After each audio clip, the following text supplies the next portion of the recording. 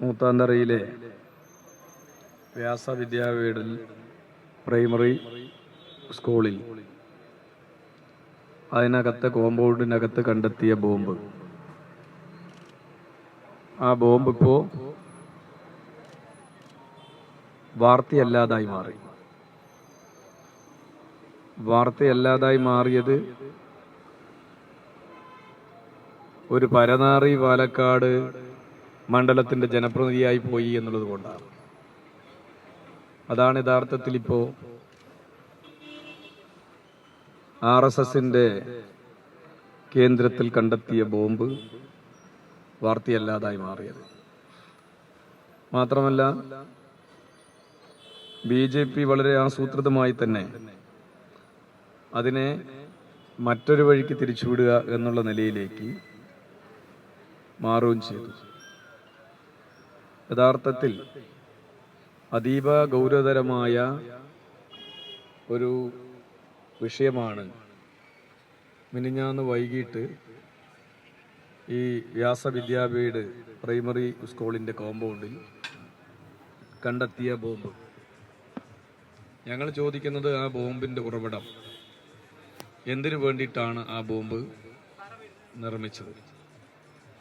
ഇത് വളരെ വ്യക്തതയോടുകൂടി അന്വേഷിച്ച് പൊതുസമൂഹത്തിനോട് കാര്യങ്ങൾ വിശദീകരിക്കാൻ തയ്യാറാവണം.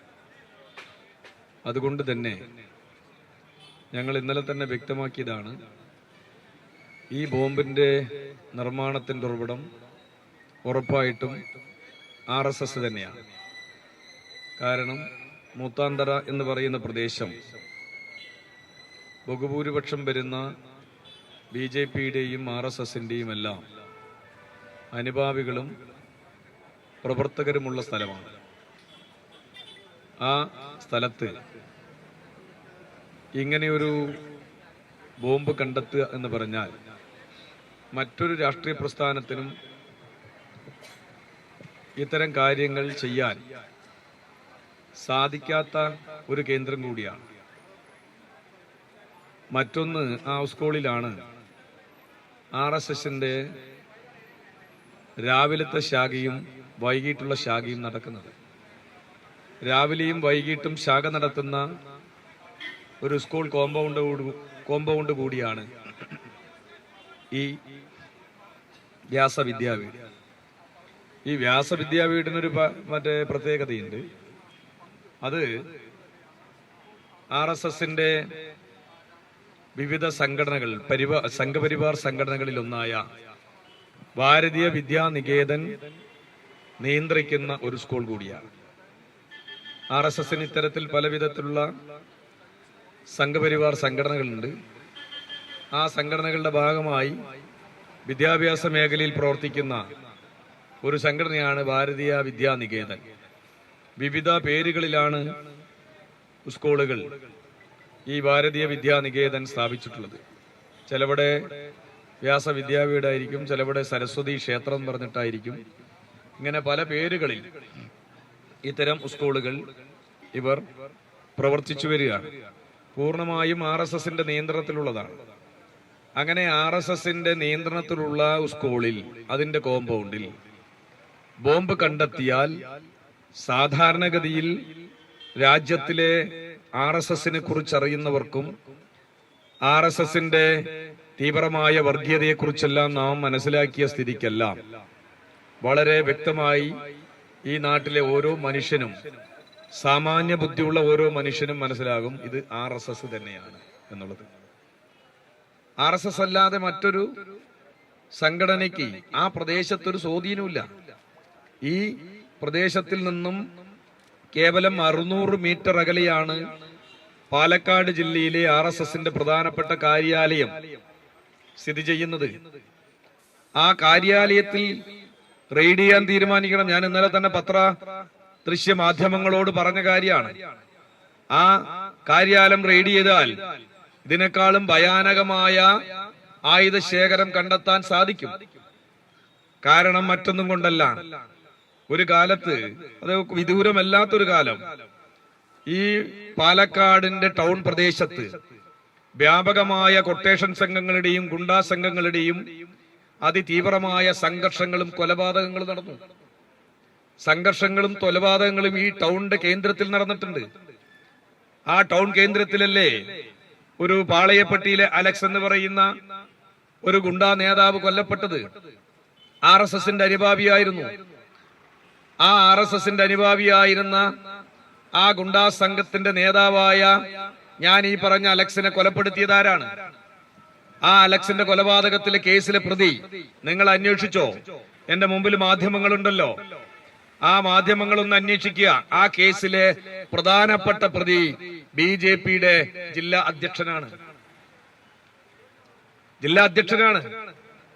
ഞാൻ പറയുന്നത് ഇത്തരത്തിലുള്ള കൊട്ടേഷൻ പ്രവർത്തനവും ഗുണ്ടാ പ്രവർത്തനവുമാണ് RSSന്റെ പാലക്കാട്ടിലെ മുത്താന്തറ പ്രദേശത്തിലെ ഒരു സംഘം ക്രിമിനലുകൾ സാധാരണഗതിയിൽ ഈ നാട്ടിൽ നടത്തി വന്നിട്ടുള്ളത്. അതിന്റെ ഭാഗമാണ് ഈ ബോംബ് നിർമ്മാണം. അതിനുപയോഗിക്കുന്നതിന് വേണ്ടിയിട്ടാണ് രാഷ്ട്രീയ ശത്രുക്കളെ അതിലൂടെ വകവരുത്തുക. ഏത് തരത്തിലും മൃഗീയമായ മാരകമായ ആയുധങ്ങൾ കൊണ്ട്, സ്ഫോടക വസ്തുക്കൾ കൊണ്ട് രാഷ്ട്രീയ ശത്രുക്കളെ ആക്രമിക്കാനും അതിലൂടെ കൊട്ടേഷൻ സംഘങ്ങളെ വളർത്തിക്കൊണ്ടുവരാനും ഈ ടൗണിനെ അവരുടെ പരിധിയിൽ നിർത്താനുമുള്ള കാലാകാലത്തെ ശ്രമം, ആ ശ്രമമാണ് ഇപ്പോഴും RSS ഈ നാട്ടിൽ തുടർന്നുകൊണ്ടിരിക്കുന്നത്. അവരാണ് ഈ ബോംബിന്റെ നിർമ്മാണം. RSSന്റെ കാര്യാലയത്തിൽ പലതും നടക്കുന്നുണ്ട്, നമ്മൾ കാണുന്നതല്ല. ഒരു ഘട്ടത്തിൽ ഈ നമ്മുടെ ഉപതെരഞ്ഞെടുപ്പ് നടന്നൊരു ഘട്ടം, ആ ഉപതെരഞ്ഞെടുപ്പ് നടന്നൊരു ഘട്ടത്തിൽ ഞങ്ങള് ഈ മൂത്താന്തറ ഭാഗത്ത് ജനങ്ങളെ കാണുന്നതിന് വേണ്ടി പോയപ്പോ അവിടുത്തെ RSSന്റെ അനുഭാവികൾ ഞങ്ങളോട് പറഞ്ഞു, എന്താ പറഞ്ഞറിയോ? ഇന്നലെ രാത്രി RSSന്റെ കാര്യാലയത്തിൽ താമസിച്ച് പ്രചാരകരായി ഒരു കോഴിക്കോട്ടുകാരൻ വന്നു.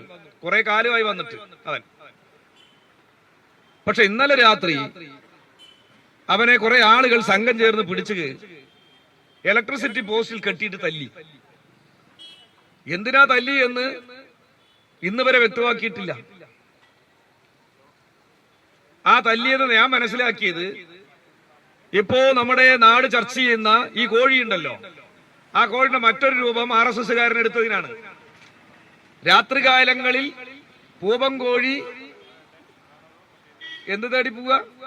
ഭക്ഷണം തേടി പോയതാണ്. അങ്ങനെ ഒരു RSSകാരൻ ഉണ്ടായിരുന്നു, അത് പിടിക്കപ്പെട്ടു. അങ്ങനെയാണ് പോസ്റ്റിൽ കെട്ടിയിട്ട് തല്ലി രാത്രിക്ക് രാത്രി അവനെ പാർസൽ ചെയ്തു. ഞാൻ പറയുന്നത്, അവിടെ നടക്കുന്ന കാര്യങ്ങൾ പുറം ലോകം അറിയില്ല. അവിടെ നടക്കുന്ന കാര്യങ്ങൾ പുറം ലോകം അറിയാത്തത് അവിടെ ഭീഷണിപ്പെടുത്തി നിർത്തുകയാണ് RSSന്റെ BJPയുടെ ഉൾപ്പെടെയുള്ള സാധാരണ അനുഭാവികളെ പോലും. അതല്ലേ സത്യം? എന്തേ റോഡ് നന്നാക്കിയില്ല എന്ന് ജനങ്ങൾ വോട്ട് ചെയ്ത് വിജയിപ്പിച്ച RSSന്റെ BJPയുടെ ജനപ്രതിയോട് ചോദിച്ചാൽ, നിങ്ങളുടെ വീട്ടിൽ കയറി ഞങ്ങൾ വെട്ടിക്കളയും, ഇതൊന്നും ചോദിക്കാൻ നിന്നോട് ആരാ അധികാരം തന്നത് എന്നാണ് ചില വീടുകളിൽ കയറി പറയുന്നത്. ഇതല്ലേ? ഈ രൂപത്തിൽ ഭീഷണിയുടെ മുൾമുനയിൽ സാധാരണ മനുഷ്യരുടെ ജീവിതത്തെ നിർത്തിക്കൊണ്ടുള്ള ഒരു കളിയാണ് ഈ പട്ടണ പ്രദേശത്തിൽ RSS നടത്തുന്നത്.